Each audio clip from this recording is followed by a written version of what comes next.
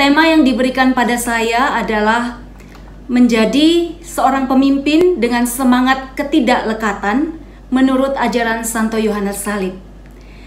Kalau kita sebagai pemimpin melayani dengan semangat tanpa kelekatan, maka niscaya kita menuju pada kekudusan dan juga membawa orang lain menjadi kudus. Perkenalkan, nama saya Ellen Magdalena. Saat ini saya membantu Pak Ronald Moniaga di Karis Indonesia sebagai humas bersama Bapak Edi Raharja. Saya berasal dari Keuskupan Malang. Terima kasih buat kesempatan pada malam hari ini untuk kita sama-sama belajar. Santo Yohanes Salib mengatakan, apabila saya berpaling pada sesuatu, maka saya berhenti untuk mengarahkan diri saya pada yang segala. Yang segala itu maksudnya Tuhan. Dan dia juga mengatakan bahwa apabila saya ingin memiliki sesuatu, maka semakin saya tidak memperolehnya. Ketika saya tidak menginginkan apa-apa, maka saya memperoleh semuanya tanpa keinginan.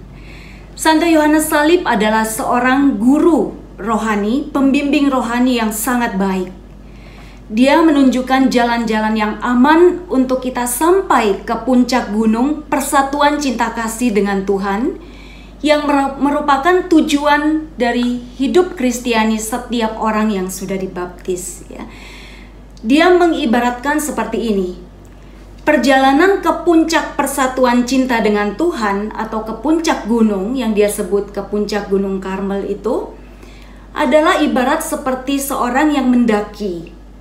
Nah, di dalam pendakian itu, di dalam perjalanannya menuju ke puncak gunung, kita akan melihat begitu banyak pemandangan di sekitar kita yang sangat indah, ya.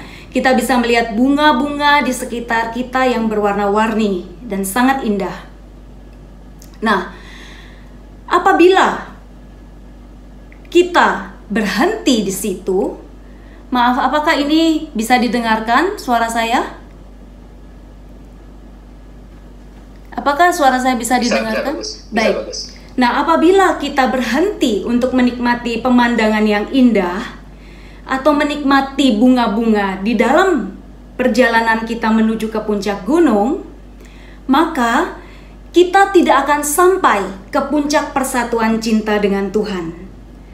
Nah, pemandangan yang indah, bunga-bunga yang indah di perjalanan itu ibaratnya menggambarkan segala pengalaman rohani yang indah yang kita alami setelah kita mengalami pencurahan Roh Kudus. Biasanya orang mengalami banyak sekali pertumbuhan rohani, pengalaman rohani yang indah di dalam doa, baik itu vision, sabda pengetahuan, karunia-karunia Roh Kudus, juga pengalaman-pengalaman kenikmatan sukacita di dalam doa, di dalam pelayanan, dan juga termasuk posisi atau jabatan-jabatan yang kita terima seiring dengan pertumbuhan rohani kita. Itu semua membawa suatu hal yang baik, ya, nikmat, tetapi Santo Yohanes Salib mengingatkan kita tidak boleh berhenti di situ, karena itu bukanlah tujuan dari perjalanan rohani kita. Tujuan kita adalah bersatu dengan Tuhan di dalam cinta. Nah, dalam sesi ini kita akan melihat 3 jalan yang biasanya dilalui oleh orang untuk dia mencapai ke puncak persatuan cinta dengan Tuhan atau di dalam mencari kebahagiaan.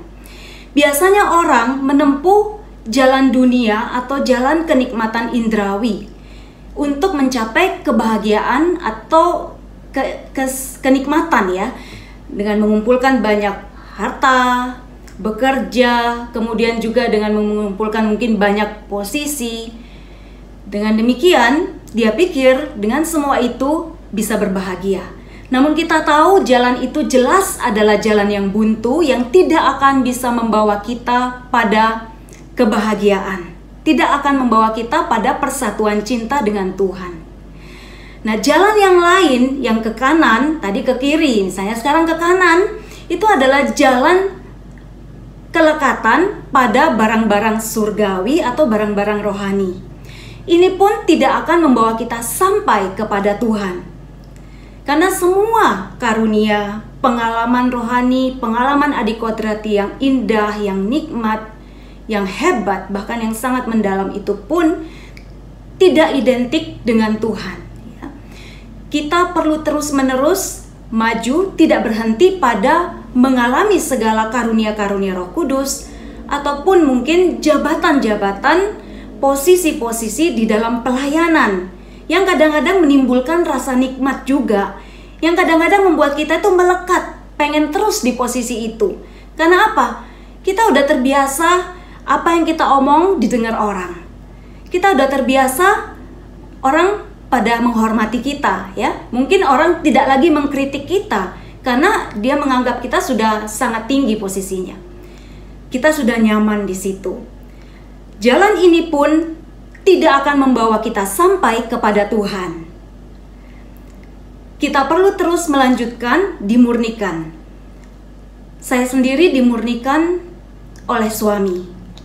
Ketika suami saya melarang untuk saya pergi melayani keluar, ada saat tertentu ketika anak-anak kami masih kecil. Nah, pada waktu itu saya merasa berat. Saya harus mengalami pergumulan bagaimana saya dilepaskan dari kelekatan akan pelayanan. Itu terjadi 23 tahun yang lalu. Ketika saya baru-baru mulai pelayanan. Saya pikir saya sudah dibebaskan dari kelekatan akan pujian, akan pelayanan, akan posisi, akan pengakuan orang. Sampai pada baru-baru ini, ya sekitar setahun lalu, ketika saya mengambil kuliah lagi S3 teologi, saya kemudian tahu bahwa saya ini perlu banyak sekali belajar, sehingga banyak pelayanan yang harus saya tolak. Pada waktu itulah saya baru kemudian menyadari, ternyata ada kelekatan yang masih begitu kuat dalam diri saya akan popularitas. Ketika saya menolak pelayanan, saya menolak diminta membawa firman dan seterusnya, tiba-tiba muncul rasa takut, rasa khawatir. Wah, bagaimana ya seandainya orang lupa pada saya? Seandainya saya tidak lagi dilibatkan di dalam pelayanan.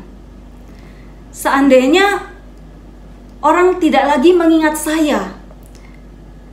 Ketika saya kehilangan panggung, saya mengalami ketakutan. Ternyata saya menyadari saya masih begitu melekat. Saya masih ternyata mencari pujian, mencari pengakuan orang. Dan itu ternyata yang masih membuat saya harus berjuang. Tapi beruntung, saya bersyukur bahwa ketika saya mengalami itu, saya mengerti apa yang diajarkan Santo Yohanes Salib tentang detachment atau kelepasan ini. Bahwa bukan soal mengumpulkan sebanyak-banyaknya atau mendapatkan sebanyak-banyaknya, tetapi soal melepaskan sebanyak-banyaknya.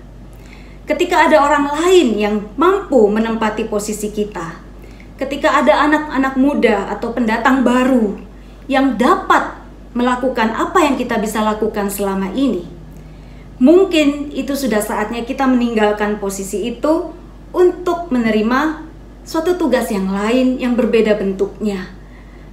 Mungkin banyak dari kita yang tidak lagi menjabat saat ini. Kita bukan lagi koordinator, baik di PD, BPK, BPN, BPPG. Mungkin juga karena faktor usia kita harus mundur. Namun bukan berarti kita menjauh dari Tuhan.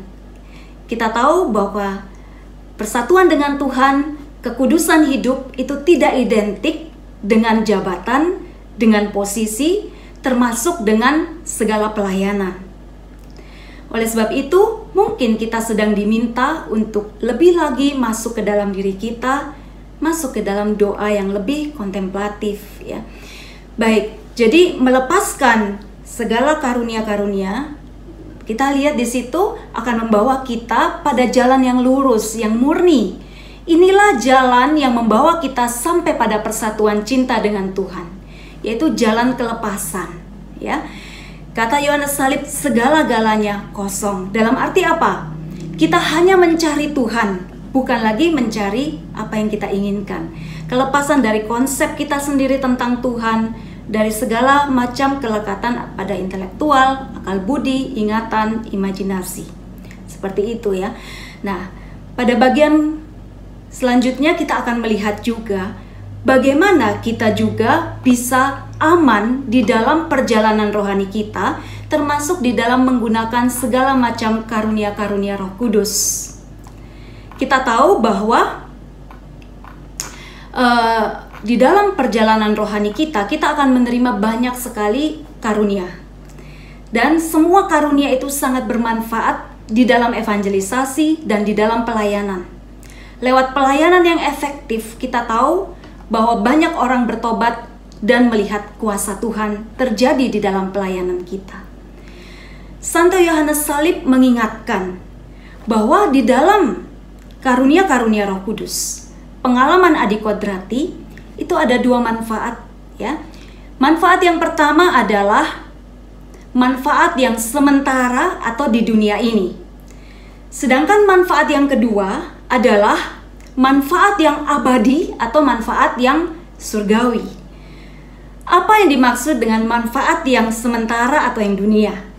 Misalnya kita melayani dengan karunia Roh Kudus, doa penyembuhan, orang lumpuh berjalan, orang buta melihat, ya. Kemudian juga kita misalnya mengadakan konseling dan banyak orang merasakan kelegaan dan diantar kepada Tuhan. Bisa juga misalnya ketika kita mewartakan, banyak orang tersentuh dan mengalami pertobatan. Dan lain sebagainya, penggunaan karunia-karunia Roh Kudus yang sungguh-sungguh membuahkan hasil. Itu semua dikatakan adalah manfaat yang sementara dan di dunia ini. Ya. Nah, manfaat yang kedua adalah manfaat yang abadi, yaitu bahwa baik kita yang melayani maupun orang yang dilayani dengan karunia-karunia Roh Kudus itu mengalami sungguh-sungguh kasih Allah, dan dia mengenal Allah secara lebih mendalam serta semakin mencintai Allah. Nah, manfaat kedua inilah yang sangat-sangat penting untuk kita perhatikan. Kalau kita hanya berhenti pada manfaat yang pertama, maka akan sedikit sekali artinya. Jadi ketika kita melayani, kita sendiri pun harus bertumbuh di dalam kasih. Demikian juga orang yang dilayani perlu mengenal Kristus yang yang merupakan tujuan hidup setiap orang, bukan kita, ya. Di sini manfaat kelepasan. Nah, kita lihat sekarang Santo Yohanes Salib juga mengingatkan ada 3 paling sedikit kerugian atau bahaya yang perlu kita hindari kalau kita terlalu melekat pada pengalaman-pengalaman adikodrati. Kalau orang terlalu senang, terlalu mengejar karunia-karunia rohani, khususnya dalam hal ini kita bicara dalam karunia untuk melayani, ya, yang kita bisa baca dalam 1 Korintus 12 ayat 7. Nah, itu di situ kalau orang terlalu melekat dan terlalu mengejar, maka kerugian pertama adalah dia bisa menipu diri sendiri dan orang lain. Menipu diri sendiri dan orang lain artinya kalau kita menggunakan karunia Roh Kudus, kita sangat membutuhkan discernment yang mendalam. Kita membutuhkan hikmat yang begitu banyak, ya, untuk bisa mengetahui kapan dan bagaimana Tuhan menginginkan kita menggunakan karunia-karunia Roh Kudus itu.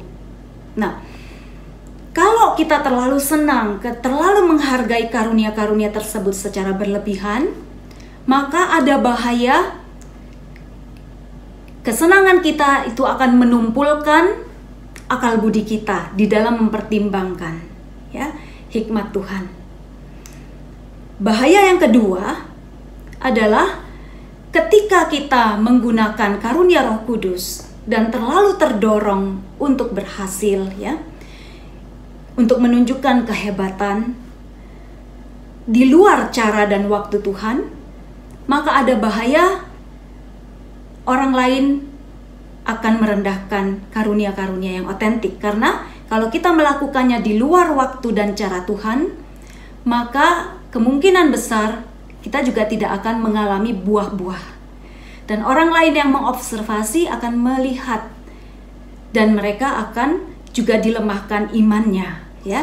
Yang kedua adalah merusak iman. Dan kita lihat di sini ada bahaya juga bahwa si jahat ketika melihat bahwa kita begitu melekat pada karunia-karunia dan kehebatan-kehebatan adikodrati, bisa jadi si iblis ini membuka pintu lebih lebar dan dia menyediakan bahan yang diperlukan dan turut campur. Nah, sehingga kita turut serta untuk menyebarkan pekerjaan-pekerjaan yang seperti itu, ya. Dan bahaya yang ketiga adalah bahwa orang bisa mengalami juga apa yang disebut kebanggaan yang sia-sia. Ini juga dikatakan oleh Yesus, ya, bahwa jangan kamu bahagia, jangan kamu bersukacita kalau roh-roh itu takluk kepadamu. Ini diingatkan kepada para ke-70 murid yang begitu bersukacita karena mereka habis menaklukkan roh-roh jahat. Tapi Yesus mengatakan bersukacitalah karena namamu ada tercatat di surga, ya. Nah, ini yang perlu kita perhatikan. Jangan sampai kita menggunakan karunia-karunia ini karena keterlekatan kita yang terlalu dalam terhadap pengalaman adikodrati yang hebat, sehingga akhirnya kita ditolak oleh Tuhan. Di dalam Matius 7 ayat 22 juga dikatakan, pada hari terakhir banyak orang mengatakan, Tuhan, Tuhan, aku bernubuat demi namamu. Aku mengusir setan-setan demi namamu dan membuat mukjizat demi namamu juga. Tapi Tuhan bilang, enyahlah engkau si pembuat kejahatan, aku tidak mengenal engkau. Ketika kita melakukan di luar waktu dan cara Tuhan, ya, kebanggaan yang sia-sia ini sangat merugikan kita. Dan kita akan juga ditolak oleh Tuhan sendiri. Lalu setelah itu kita mungkin akan bertanya, bagaimana sikap kita terhadap karunia-karunia Roh Kudus? Tentu kita sebagai orang yang melayani dengan karunia-karunia Roh Kudus, khususnya para leaders, ya, di dalam membimbing anggota, sangat penting untuk kita terbuka. Kita adalah orang-orang yang bergerak dalam pembaharuan karismatik yang sangat terbuka pada penggunaan karunia-karunia Roh Kudus dalam pelayanan supaya pelayanan kita sungguh efektif dan nyata menunjukkan kuasa Tuhan. Ini adalah sarana efektif yang sangat efektif untuk evangelisasi. Namun dengan apa yang Santo Yohanes Salib katakan, kita bisa lebih berhati-hati dan menempatkan pada porsi yang benar. Ya, tanpa kelekatan kita bisa aman berjalan di dalam iman, harapan, dan kasih. Ya. Paus Yohanes Paulus II juga, dia orang yang sangat kontemplatif dan menekankan doa yang mendalam. Tapi pada tahun 1998 di dalam pertemuan yang sangat bersejarah kepada para pemuka jemaat, dia menyerukan untuk seluruh mereka yang berkumpul di lapangan Santo Petrus waktu itu dan kepada seluruh gereja dan kepada seluruh umat Kristiani untuk betul-betul terbuka pada karunia Roh Kudus. Dengan susah payah dia berdiri dari kursinya untuk mengatakan bahwa mari saat ini kita terbuka pada karisma-karisma yang terus-menerus dicurahkan oleh Roh Kudus tanpa henti kepada kita dengan ketaatan, dengan penuh syukur dan rendah hati. Jadi kita semua memang diminta untuk terbuka tetapi untuk rendah hati. Saudara-saudari yang dikasihi Tuhan, kita semua adalah pemimpin-pemimpin. Saat ini yang belum menjadi pemimpin adalah pemimpin masa depan, ya. Kita semua adalah calon pemimpin. Kita perlu mempunyai sikap yang tepat agar kita bisa melayani secara sehat dan karunia-karunia sungguh dihargai dan sungguh menjadi suatu kesaksian bagi banyak orang, bagi dunia akan kehadiran kita yang melayani dengan kuasa Tuhan. Kalau kita sudah mengalami detachment, kita sungguh-sungguh melayani tanpa suatu keterikatan pada posisi, pada keinginan untuk berhasil dengan cara kita, dengan waktu kita, maka kita akan mengalami banyak sekali keuntungan. Kita akan dibebaskan dari ego yang tidak matang. Kita dikasih panggung, nggak dikasih panggung, kita tetap bersuka cita. Kita tetap mau mendukung orang-orang yang saat ini sedang memimpin. Karena kita tidak harus menjadi pemimpin, tetapi kita bisa menjadi orang yang sungguh-sungguh melayani Tuhan lewat porsi kita masing-masing, ya. Dan juga membebaskan kita dari ketamakan, keinginan memiliki apa yang orang lain miliki. Tapi dengan kelepasan kita bebas menggunakan apapun tanpa suatu keterikatan. Bayangkan tuh kalau kita punya mobil ya, tapi mobil kita hanya untuk disimpan. Karena kita begitu suka dengan mobil, kita takut kalau mobil kita sampai berat sedikit aja ya, membuat kita sulit untuk berkonsentrasi, marah lama sekali, mana bisa kita berdoa ya. Nah, orang yang punya kelekatan pada benda seperti itu, dia tidak akan bebas menggunakan barang-barangnya untuk melayani ya. Oleh sebab itu kita perlu dibebaskan dari keterikatan. Membebaskan juga dari rasa ingin tahu yang tidak sehat, yang bukan urusan kita. Mother Teresa juga mengingatkan orang yang rendah hati itu tidak mau tahu urusan orang yang tidak perlu ya.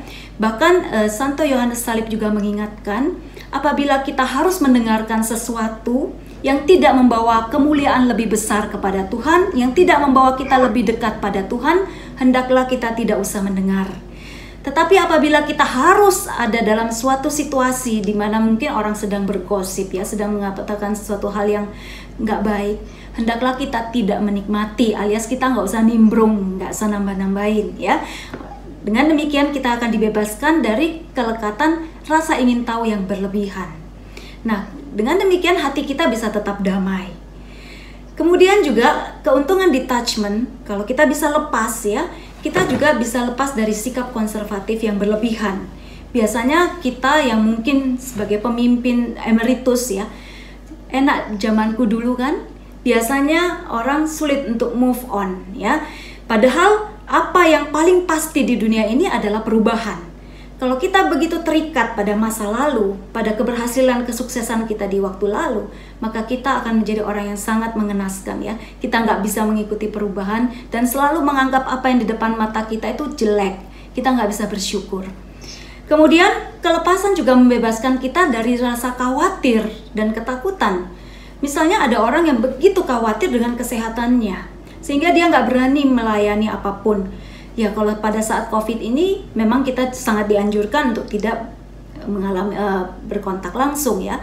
Tetapi kalau terlalu khawatir berlebihan, maka kita tidak akan lagi punya waktu kesempatan untuk memikirkan orang lain. Kalau lagi sakit dikit, kita pikir, aduh, saya lagi sakit, nggak bisa berdoa. Kalau saya berdoa sekarang, saya paksakan, mungkin saya besok akan sakit. Jadi mendingan saya nggak berdoa. Padahal belum sakit aja udah nggak mau melayani gitu. Karena keterikatan pada ketakutan yang berlebihan akan kesehatan. Kemudian kita juga dengan kelepasan, maka kita akan bisa melayani orang lain itu dengan tulus ya. Kita bisa mengasihi orang lain dan menggunakan benda, bukannya mencintai benda dan memanfaatkan menggunakan orang lain untuk mencapai tujuan kita. Kasih akan tumbuh dalam diri orang yang sungguh-sungguh mengalami kelepasan. Ini adalah kualitas seorang pemimpin yang sangat diperlukan. Memberikan tempat, memberikan kesempatan kepada orang-orang yang sudah bisa menggantikan posisinya akan membuat kita semakin bertumbuh. Jangan takut akan kehilangan ladang, karena Tuhan tidak pernah kekurangan ladang untuk kita kerjakan. Baik, terima kasih pertanyaannya. Yang pertama, bisa didengar suara saya? Baik, jadi jawabannya seperti ini. Untuk yang pertama, kita tidak usah terlalu risau. Bagaimana sih saya ini kan masih hidup di dunia.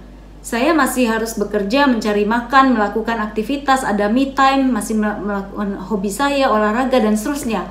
Itu semua tetap bisa kita jalankan ya. Artinya kalau kita setia dan tulus hati mencari Tuhan, kita terus mau bertumbuh dalam kekudusan, mencintai Tuhan, maka Tuhan sendiri akan turun tangan memproses kita lewat apa yang disebut oleh Yohanes Salib, malam gelap. Malam gelap baik indrawi maupun rohani, baik aktif maupun pasif. Nah, bagian kita adalah melakukan yang malam gelap aktif ya, artinya kita mau menyangkal diri, keinginan-keinginan yang tidak baik, yang tidak teratur, nafsu yang tidak teratur itu kita sangkal. Yesus sendiri mengatakan, mengikuti aku memanggul salib. Nah, itu bagian kita. Setelah kita setia melakukan itu, ya termasuk juga dalam pelayanan, kita banyak menyangkal diri. Nah, kita setia, maka Tuhan akan memasukkan kita, memproses kita dalam malam gelap indra rohani, dan juga malam gelap yang indrawi, yang pasif. Di sana Tuhan sendiri turun tangan untuk mengikis cacat celah kita, sehingga kita makin kudus, makin murni di hadapan Tuhan. ya. Jadi kita nggak usah khawatir. Yang penting kita lakukan tugas kita sebaik-baiknya, baik di pelayanan, di keluarga, di pekerjaan. Kemudian yang pertanyaan kedua, ya memang untuk menolak kadang-kadang ada perasaan bersalah ya. Tapi perlu diingat bahwa kalau Anda sulit untuk menolak, terutama sebagai istri, tanyalah pada suami ya. Taat pada suami itu juga adalah jalan yang cukup jelas buat istri untuk taat pada Tuhan. Karena apa? Seperti Santa Teresa Lisieux katakan, ketaatan itu adalah jalan yang paling jelas untuk taat pada kehendaknya. Paling aman ya. Nah, kalau memang suami membiarkan kita terserah gitu, ya kita discernment ya. Apakah tanpa aku pelayanan ini bisa jalan nggak? Siapa tahu kalau aku menarik diri, orang lain yang memang sudah ingin sekali dan mau berlatih bertumbuh di situ mendapatkan kesempatan. Jadi kita perlu discernment. Dan juga kita perlu ingat bahwa Tuhan akan terus menuntun kita, tidak usah khawatir. Tapi kalau saat ini Anda sedang mengalami kejenuhan atau apa, mungkin boleh ya untuk memberikan kesempatan pada yang lain. Seperti itu. Dan ada saat-saat mungkin kita memang perlu juga perhatikan, ada saat ketika kita mengalami kekeringan dalam doa. Ini menjawab yang pertanyaan pertama ya. Bisa jadi saat itu kita sedang diajak oleh Tuhan untuk masuk ke dalam doa yang lebih mendalam, yang lebih tinggi ya. Jadi bukan hanya doa yang vokal dan juga itu, tapi lebih pada yang kontemplatif, yang merupakan rahmat Tuhan untuk menarik kita. Biasanya sarana-sarana yang biasa kita pakai untuk berdoa itu tidak lagi terlalu menolong kita. Pada saat-saat itulah kita sebenarnya sedang menuju pada doa yang lebih mendalam. Jadi kita nggak usah khawatir untuk mengikuti gerakan Roh Kudus yang membimbing kita. Seperti itu. Dan tadi ada pertanyaan yang itu sabar dengan proses Tuhan. Intinya satu, tetap tenang, mau menyangkal diri, mau melakukan apa yang baik dan benar, mau menanggung rasa sakit karena kelepasan, karena harus dilepaskan dari apa yang kita suka, apa yang kita nikmati. Kalau pada saat kita mau marah kita diam, ya, tenang, belajar untuk lemah lembut, rendah hati, dan mau diajar. Seperti misalnya ketika saya harus menanggung rasa takut dan rasa khawatir bahwa saya kehilangan popularitas, kehilangan panggung ketika saya harus menolak banyak pelayanan karena saya harus belajar. Nah, pada waktu itu saya harus berani menerima rasa sakit, rasa takut itu, dan kemudian saya mengcounter juga dengan apa yang diajarkan oleh Yohanes Salib, bahwa bukannya untuk mengambil lebih banyak ya, tapi bagaimana melepaskan. Jadi kita harus tahu jalan kita itu adalah jalan yang mungkin sepi, jalan yang sulit memang, masuk lewat jalan yang sempit, jalan yang tidak populer ya. Mungkin jalan dilupakan orang, jalan dikritik, mungkin jalan itu jalan direndahkan orang. Itu adalah cara Tuhan untuk membuat kita lebih rendah hati, lebih murni, dan dilepaskan dari pujian yang sia-sia. Dan kalau kita mau ikut terus dengan taat, rendah hati, dengan situasi yang mungkin tidak enak, walaupun itu bukan karena salah kita, maka disitulah kita menjadi makin kudus, makin murni, makin rendah hati, makin dekat sama Tuhan. Seperti itu. Baik, saya langsung bahwa pujian tidak masuk di hati itu rasanya juga sulit ya, mustahil. Karena itu saya rasakan sendiri. Saya pikir tidak, ternyata juga merembes ke hati. Sampai ketika saya takut kehilangan, saya sampai ada rasa takut kehilangan pujian atau pengakuan. Nah, tapi mungkin kita bisa selintas mungkin bisa bersyukur ya kepada Tuhan, kemudian mendorong kita untuk mengucap syukur dan memahami bahwa Tuhan itu memang memakai kita, dan itu membuat kita terus-menerus melakukan ini sebagai seorang hamba ya. Saya selalu punya rema bahwa saya melakukan apa yang harus saya lakukan ya sebagai seorang hamba. Setelah itu saya serahkan pada Tuhan, dan saya tidak berhak atas pujian, saya tidak berhak atas ganjaran apapun. Saya hanya melakukan apa yang menjadi bagian dan tugas saya. Kalau saya remanya begitu. Jadi mau bagaimana hasilnya, mau pujian atau apa, itu sudah bukan bagian saya. Saya tuh pikirnya gitu. Nah, kemudian kita juga, saya pikir yang bertanya ini sungguh baik ya. Artinya dia punya suatu kewaspadaan, kehati-hatian, bagaimana jangan sampai jatuh di dalam kesombongan karena terlalu banyak diangkat atau mendapat pujian. sikap hati-hati seperti itu sudah menunjukkan suatu kerendahan hati. Orang yang sudah bertanya seperti itu, yang sudah berhati-hati seperti itu, saya rasa tidak akan jatuh di dalam kesombongan, ya. Tetapi kalau kita tidak pernah mempertanyakan dan kita selalu merasa diri baik dan benar, itulah orang yang mudah sekali jatuh dan mungkin sudah jatuh dalam kesombongan. Dan saya bacakan satu kalimat dari yang Yohanes Salib tuliskan, ya, bahwa orang yang rakus rohani, ya, apabila dia tidak mendapatkan kepuasan di dalamnya, akan meninggalkan hidup doanya dan mungkin kembali pada kerakusan jasmani. Jadi kita berhati-hati sekali bahwa ketika kita melayani, janganlah mencari kepuasan di situ. Ketika kita tidak mencari kepuasan di situ, maka tidak ada bahaya bahwa kita akan jatuh atau menjadi kecewa.